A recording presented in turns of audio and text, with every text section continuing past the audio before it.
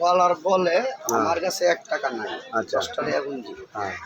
আমি আল্লাহর কাছে চাইছি, আমার যখন আল্লাহ তুমি আনাইছো মেঘ, তুমি তো দেওয়ার মালিক, যে কোনো উসিল্লা তুমি যদি আমার এই সম্বন্ধে বাজারে তুমি না থাকলে না।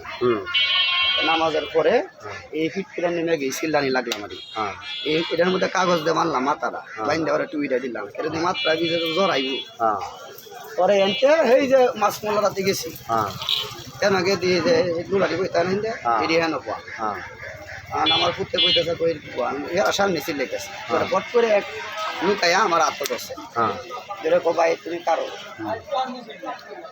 আমি কারোছি বলতেছে তোমার আমি একটা সদকা দেব, এই সদকা তুমি খাইবা। ঘরে জিগাইছে তোমার কয় হলা, আমি যে 1 ছেলে 2 মেয়ে। পরে কইতেছে এই বাচ্চাটা কি আমি আমার ছেলে হয়।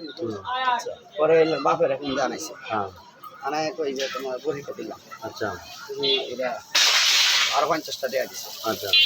দেওয়ার পরে এটা আমি 1700 টাকা দোয়া করছো না বেটার জন্য? দোয়া তো করছি, 1700 টাকা বেচছো বেটার জন্য দোয়া করছো? দোয়া তো ধরেন মসজিদে হরবা, আর বেটার সামনে তো দোয়া করছি, এটা হলো বুয়া দোয়া। আমনে নিয়ে জন এটা খাই ভাই, আমনে রুহটার জন্য আল্লাহর কাছে দোয়া দিব, এইটা হইলো মেয়ে।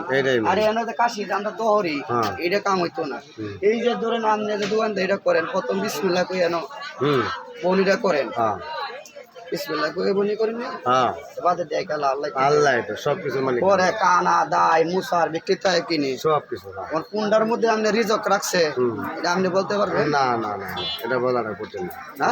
ঠিক আছে, অনেক সুন্দর কথা, অনেক সুন্দর। আমার ইতিহাসের মধ্যে 10 ভাই ভিক্ষা করছি গরিপুর স্টেশনে, 30 বছর বয়স।